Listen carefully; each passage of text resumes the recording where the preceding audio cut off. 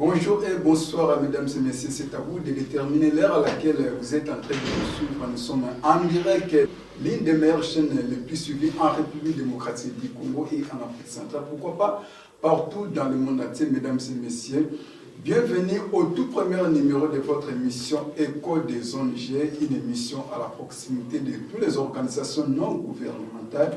Boyebi, association ezali belé, ONG ezali belé, bazali ko evre bango moko ndenge balobaka na la terre na efforts donc sans effort ya gouvernement. Ya mwana lelo naza na esengo ya koyambela bino ba jeune oyo baza na ba initiative ya makasi ezali kosenga ba partenaire de partout esika bozali ya kotia bango maboko baza na souci ya ko accompagner ba initiative ya chef de l'État ndenge azali ko tia yango na mboka parmi ba jeunes bango pe basali yango na za déjà na ba jeunes na biso ya ONG aider baza na mingi ya koyebisa bino secrétaire ya ONG aider to bandi bongo na ndeko na biso tolobi. Bonjour monsieur le journaliste. Bonne santé. Na ngolo nzambe toza malamu.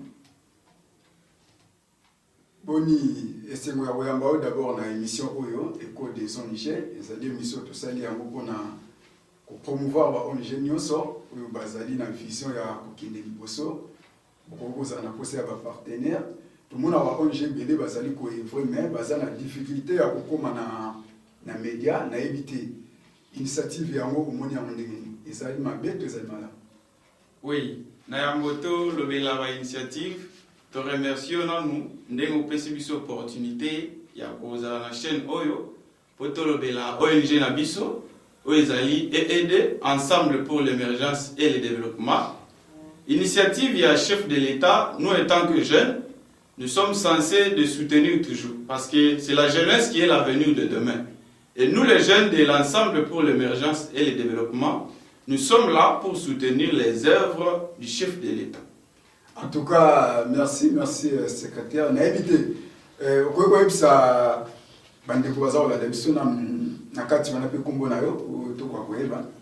Oui, je suis le secrétaire de l'ONG Ensemble pour l'émergence et le développement, tel que je l'avais dit. Kombo Nangai Ezali Palata Thomas, Naza secrétaire général, il y a Ensemble pour l'émergence et le développement, et aider ainsi. En tout cas, merci papa. Palata Thomas, secrétaire ya ONG aidé. Voilà, merci. Avant de kota na entame ya masolo na biso, na évité initiative wana. Parce que na moni bino so vous avez chaîne. Initiative wana. Na naza initiateur ya iloko wana. Oui. Eloko bandaka na likanisia mtu moko.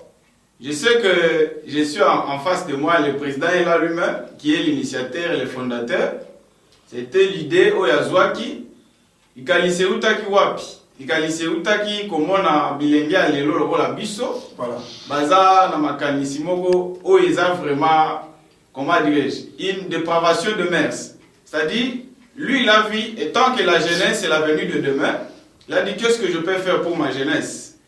Il a initié, il a eu l'idée de créer l'ONG qui est l'ensemble pour l'émergence. C'est-à-dire, nos mots dits clairs, voilà. Ensemble, c'est-à-dire nous sommes unis pour l'émergence et pour le développement de notre pays. C'est-à-dire, notre ONG a été créée simplement avec des objectifs que nous allons parler au fur et à mesure. En tout cas, merci notre secrétaire et ONG aidé. Nous allons vous signaler que l'émission est bilingue, hein? Donc l'émission est bilingue. Toko banda ko beaucoup plus penalingala pour toko kakora masena ba maman na biso déjà oyo ba za ko landa biso depuis na banda. Première question ezali ya koyeba ensemble na ba ndeko ba za ko landa biso bo za ko lobela biso beaucoup plus ya ONG wande ko ti ko pesa définition na yango toko ramasser deuxième question ezali ya koyeba na kati ya ONG na bino. Quels sont les objectifs où vous allez collander dans la Katia ONG? Objectifs où vous allez les amis. Voilà, on a des objectifs qui sont poursuivis par notre ONG. Mais avant de l'ONG, ONG Nabiso qui créé, nous sommes jeunes, ONG Nabiso nous jeunes. ONG Nabiso qui créé le 1er octobre 2019. Et les objectifs poursuivis dans le ONG Nabiso, toujours ça au moins dans le secteur rebelle, tout ça dans le domaine de la santé, domaine de l'éducation, domaine de la protection, paix, domaine environnemental. Dans le domaine de l'environnement, tu travailleras plus sur l'assainissement et milieu, c'est-à-dire dans le barrière, Nabiso, quartier, avenue, grands acteurs, voire même dans la maison communale de Kitara. Tu travailles na bilonge na biso o tozala na bango pe na ba mama o ba sepela kozala na biso. Et puis dans notre domaine il y a santé, tozala plus na cadre ya assistance, il y a cadre ya ba mama veuve pour na domaine na biso ya santé wana tozala na ba centre na biso oyo na effort perso ya ONG na biso. Tosangana ki ya moto sungaka ba mama na biso na cadre ya santé wana. Et puis tous les sous dans le cadre du domaine de l'éducation, puis vu que nous parlons des jeunes, tous dans le cadre de l'éducation, c'est-à-dire encadrement des jeunes dans des domaines différents de métiers, c'est-à-dire comment créer le produit, comment se promouvoir eux-mêmes dans l'entrepreneuriat. Et puis dans le cadre de la protection, tu encadreras ma maman, veuve, orphelins, ainsi que les personnes les plus vulnérables. C'est-à-dire tout oyo, bazangi makoki, ONG na lisanga la biso to sananga na kati na biso pour te soutenir bango.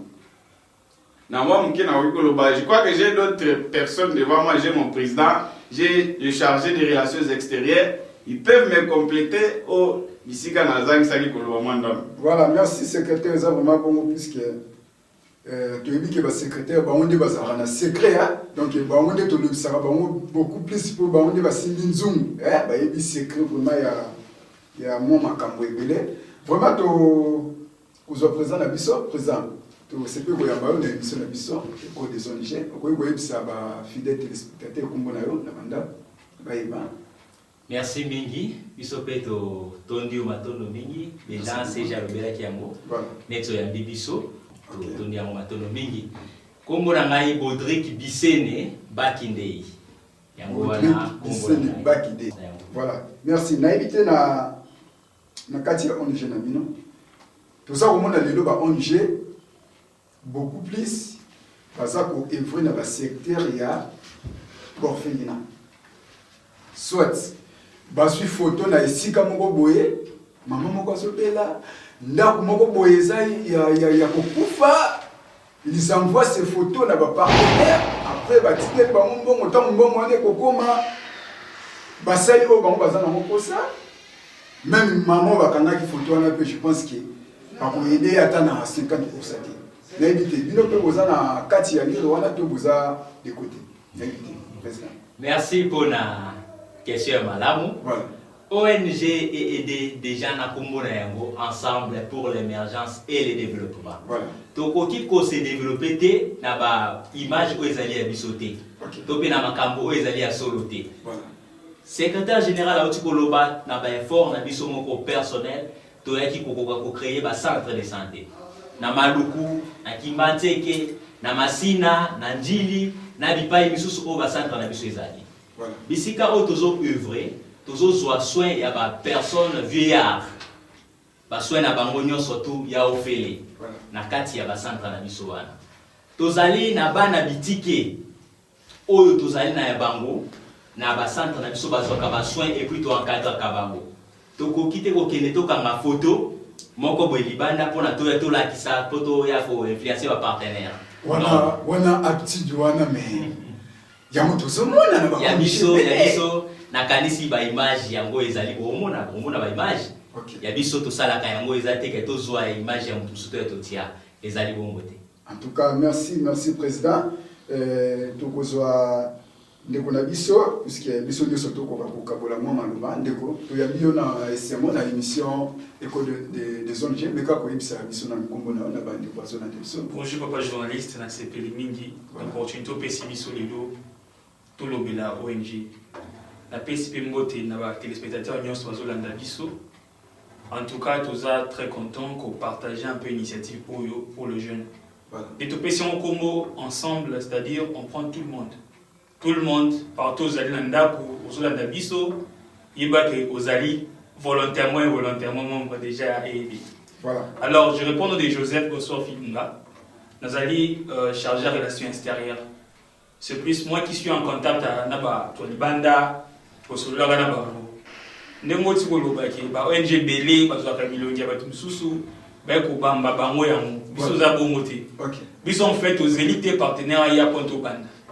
Dès tout côté on a une initiative nyonso, ba centre de santé, ba soins, ba assistance à ba personnes à troisième âge par exemple. Les habiles côté auto-formulés, tout créé. Il y a des preuves tangibles qui sont là et avec des moyens de bord. Le saliango par des efforts personnels. C'est pourquoi les lopes et tout le monde associer tout le monde au CP là, pour accompagner le projet Oyo Baya à bras ouverts au Yambabango. Oui, en tout cas, merci vraiment de outil pour la question là. Les gens invités. Tous na moment Oyo, Oyo te dit que pandémie maladie ou ya Covid ça vraiment frapper le monde entier. L'invité parmi la initiative na bien. Tous na kati maloko. Est-ce que vous allez qui peut censé à Kotambola même ndako par ndako même na ba quartier na ba rue de bis beaucoup vous poser ba soya ba lave mais net initiative voilà c'est beau pour ça qui a moi je sais pas. OK, maintenant je ne suis pas journaliste. Voilà. Koyeba ka likambo oyo komeli mokili tozela bango te. OK. Ozali kambo Covid-19. Mais quand on a aidé, on n'a pas cherché l'eau comme Sika. Voilà. Quand on a appris que le masque, où ils allaient, et l'eau qui a coupé sa montoise à s'enfronter. Voilà. Juste une initiative à l'Ibosso pour permettre que chaque personne, chaque mois dans Nanzela, tout Kabila qui est droit à masque moko. À Tchanazolo, pour éviter place au côté. On n'est pas parti dans le coin où le canal Maboko, non. On a commencé d'abord à sécuriser les lieux les plus vulnérables. Nous avons réalisé beaucoup de cela avec le moyen de bord. On a pu publier en moyenne une centaine déjà de masques dans tout on a vu sur Zaki, œuvre de cela qui ont dès le premier mois où Covid-19 les acquis déclaré dans la RDC. Et on a continué à sensibiliser aussi à travers messages, tout cela qui même track pour permettre l'union sur Québec que certainement Covid-19 est la réalité. Parce qu'il y avait des informations, nous sommes bien envoyés mais il y a des gens qui ont un grand rôle dans l'ombre, mais à sensibiliser qui, même dans les moyens un peu informels, par exemple, tout le bas qui ont un dialecte, donc tout qui n'a pas tout le monde va comprendre en français. Voilà. Parce que l'autre en Covid-19, tu essaies d'expliquer un peu la plus simple expression, voilà. La réalité maladie. Et je crois qu'on a contribué dans cette manière un peu par rapport à la situation Covid-19. En tout cas, merci vraiment. Si vous avez fait ça, vous êtes vraiment à féliciter également dans cette émission Écho des ONG, votre émission à la proximité de toutes les organisations non gouvernementales. Vraiment, mesdames et messieurs, la réalisation nini oyo est déjà sur le terrain, oyo aidé déjà à tirer. Parce que la réalisation est déjà beaucoup pour le mais oyo est déjà sur le terrain, visible, surtout quoi il va le. Oui, merci beaucoup encore une fois de plus pour le Maloba. Et aider ensemble pour l'émergence et le développement, Bissotola l'a raté. Voilà. Je peux récapituler un peu sur la question du Covid. Tant que tu sensibilises qui pour le Covid, voilà. Stratégie ni tu appliques qui, ça fait partie, il y a une œuvre la biso déjà. Tant que tu sensibilises qui bandeko, tu peux ça avec masque et pas mbaté, je complète. OK. Tu peux ça qui peut stratégie ni ou mutabo ça la localement pour à ça la création de masque et à moko. Voilà. C'est juste aux yeux papier mouchoir, un peu d'élastique au tché avec les personnes les plus vulnérables. Il y a aussi un masque qui a 5 santé. Voilà. Mais avec le P, on a ça pour créer à ça il peut masquer et protéger payer contre le Covid ou autre chose. Et puis, l'initiative, si vous descendez sur le terrain, d'ailleurs, dans le cas de l'assainissement, c'est chaque samedi, au Bandeko Tolekarawana, tout ça, la salon, sans soutien à Moutou, mais la volonté Nabiso et ça le maka. L'initiative, c'est juste centre Tozaki Nango créé. ça n'existait pas. Et puis centre Nabiso, ça est la mot publicité. Mais nous parlons parmi les initiatives que nous avons fait pour l'ONG Nabiso. Voilà. C'est ça. Toujours sunga ba maman va se retrouver à la si sans frater aïe maman veuve aza na mbongo te maman oyo aza veillard ya makasi wana aza na mbongo te to sunga ka bango pe. Et puis nous avons aussi nos produits qui sont récemment, moi je ne suis pas du domaine, mais ndeko moko kolobela biso amo boko senti initiative ya makasi oyo tozalaka nango oyo tozomemela ba jeune tolobelaki biso na domaine encadrement, c'est-à-dire ONG to encadrera ba jeune pour ba produire ba biloko ya bango moko. En passant, je demande que bosunga d'en acheter, c'est-à-dire au sommet produit wana, ça va soutenir les plus vulnérables qui sont derrière nous, qui sont les orphelins, le veuve ainsi que le vieillard. Parce que biso moko, nous travaillons, mais nous voulons aussi votre appui.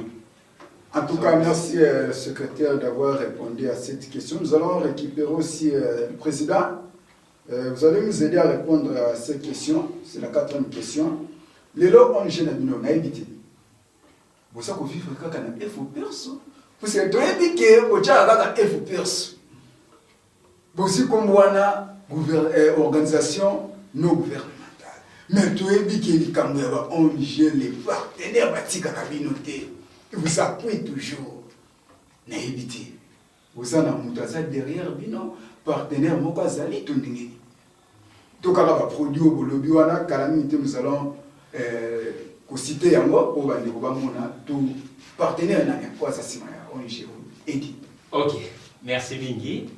Il y a Liboso, partenaire à Liboso, ils allaient ensemble et c'est possible. Voilà. Biso Tolobaka ensemble et c'est possible, et en la force na biso. Banda to bandaki titoza awa ponato kokate ko cité na lokuta ya liboso ezali ensemble c'est possible ya mibale na côté ya bana na biso ya bitike tozali na mama Magi Kabamba oya memaka ba pui na ye na bana bitike atika bana bitike te tozali na Gaboria Mboma yepe azali ataka maboko na bana bitike et père des orphelins.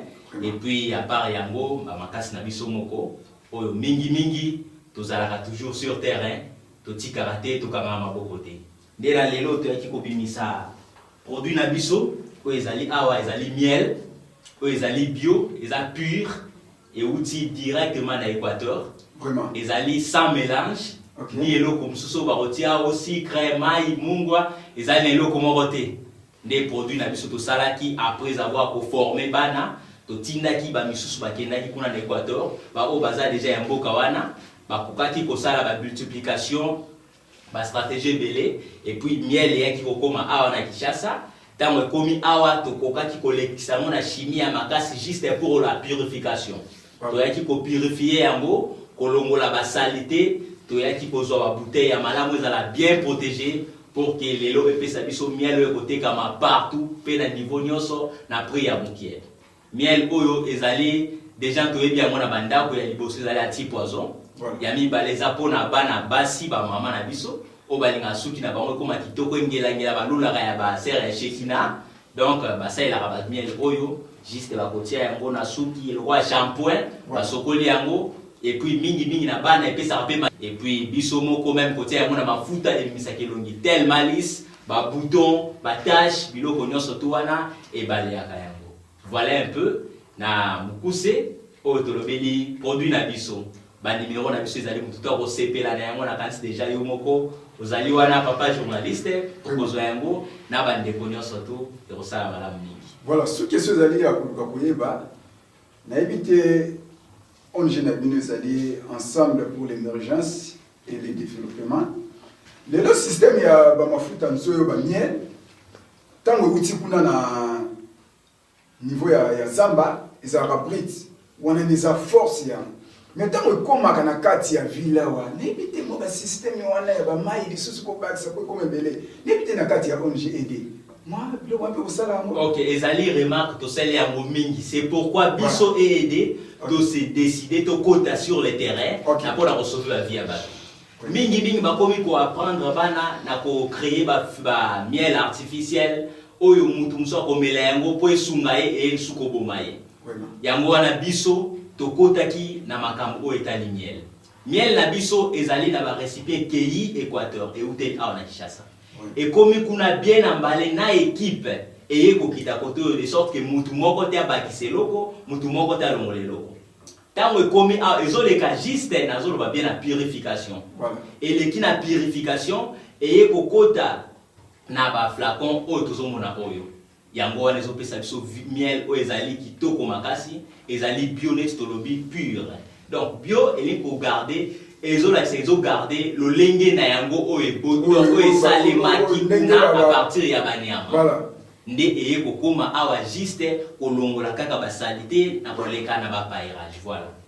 En tout cas, président, vraiment merci pour l'éclaircissement parce que nous avons souffert beaucoup plus na ba biloko ya ba miel o moni ba ndekonde ba uti ko yebisa biso ba bien fait ya miel hein ezawana e ba saka mayele ya mwana ekolisaka suki na biso ezali ya biso mibale ezala ya basi également ezali anti-poison au lelo bolingo ezate na kati ya ba misala na kati ya ba société mutagomba kotambola na mulangi na ya miel.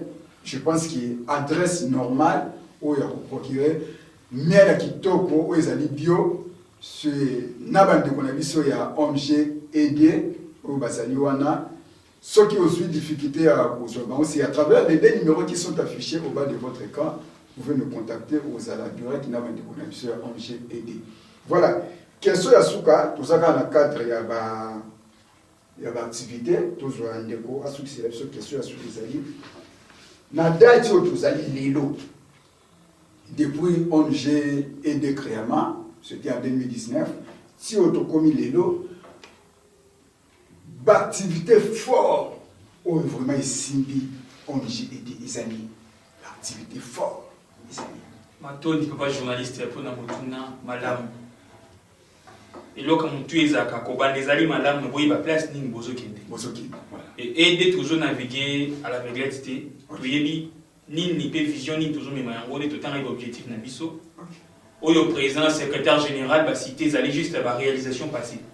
Ils ont servi biso le col à Bakanipa, mais les loyaux, toujours cité bino, Makamuni et Simbi et Edi. Et dès qu'on les a volonté, parce que boy baki, côté ni UNG, pour Sunga, Batunios, ils ont pété. Voilà. Il y a des réunions où on fait plus de 500 personnes. Voilà. Et avec toutes ces personnes-là, ils ont raté tout un discours politique. Mais il vient vers l'ère de l'alliance. Avec le moyen de toujours mégapotal les plus nécessités, et en tout cas là je salue vraiment l'effort de l'équipe et surtout membres au Bassa comme 10 francs dans la poche, un 500 francs, un 200 francs, alors biso ko yeba yango to bité quand on parle du développement, le développement commence d'abord par l'entrepreneuriat. Et comme tout avant de prendre foyer c'est qu'on a parlé de la formation. On n'est pas limité simplement non parler, chercher des partenaires, oui c'est bon. Mais les gens qui sont là, dans le chômage, ils ont une place bien sûr, mais nous ça les permettre de traiter. Alors qu'est-ce qu'il faut faire? Donc, te permettre comme une chance pas apprendre. Alors, te former par menuisier, par maçon. Alors, sur le point, tu sais même une agence de construction. Ouais. Agence de construction, vous avez les autres maçons aventuriers. Tout à l'heure, ils me un peu à Maluku, Tchangou en général, va construire belé, mais les maçons assurent, bazati. Alors, aider et tient en disposition, par maçon, par menuisier. Donc, si on contacte Bisso, on peut t'envoyer une équipe, au Bisso de lui personnellement, au contraire, au réaliser le rêve. Là, premièrement. Deuxièmement, tu es sous Sikate. Tu dis que le troisième âge, c'est le troisième âge, les arbres sont être collés à 60 ans. Tu es sous un bango, en tout cas, gratuitement, tu as droit à soins médicaux gratuits. Tu es aidé dans le centre de soignants, il y a malou, il y a qui m'a dit que les cigares sont sous. Donc, ce baillet va ouvrir différentes bus de recharge de soins à bango, examen, consultation. Et pour citer, produit Oyo, tu peux mettre des solos et miel. Ils ont produit mon ça les minants, ils ont formé. Sur le domaine parce que miel, c'est miel. Aujourd'hui, les bavures sur tout autour de miel, payé à tout aventure et encadré le ministère miel. Alors, nous, on a donné, on te comprend des mots de bité. Tous, nous avons au moins, te proposer nos dollars et malade. Parce que malgré faux dollars, ils ont quand même vrai dollar pesale. Alors, blessing miel food, ils allaient le mois qui te permettre de bino les lots pour goûter miel ya solo. Ceux qui n'ont bino mais quand miel a bien été, blessing miel bio, à ces gens page Facebook naie, pour le gabiso wana, pour moi et miel na biso za bio. Et ça bio, puis le numéro de la PSI pour rejoindre. Il y a nous permettre aider à vivre, à réaliser l'objectif petit à petit, parce qu'ensemble c'est possible. En tout cas, mesdames et messieurs fidèles téléspectateurs de l'émission Écho de l'ONG, vous venez de comprendre qu'on a entretenu avec nos jeunes de l'ONG aidé pas mal, je pense qu'ils sont des jeunes. Balubaka okoyiko leka papa na bilamba mena bitende bilamba koleka ete mwana mkepe abeta kambunda bakolo pe babinaka bomona bango ndenge baza ba jeune boité bopusa na pembe na bango baza na ba initiative ya kitoko. Je pense que parmi jeunesse bazali ba jeune baza déjà contribuer implicite na hôtel ko lobande bandeli émission bocha bango maboko ensemble pe émission oyo. Les partenaires au peuvent moniquer bas soutenir l'émission. Vous hésitez tes numéros et salut wana. Je pense qu'il va ndeko TV Salakangonga. Prochainement, au balobité, bobenga biso, beaucoup soit sous explication. Ce que c'est qui souba les kambala sima, bakoleka. Je pense que vraiment, je t'ai nazaki ainsi moi représenter une émission yo. Nous allons profiter aussi. Quant à moi, le BG Guinéen qui l'a les cadets de la presse congolaise, le plaisir est de vous retrouver très prochainement pour un nouveau numéro.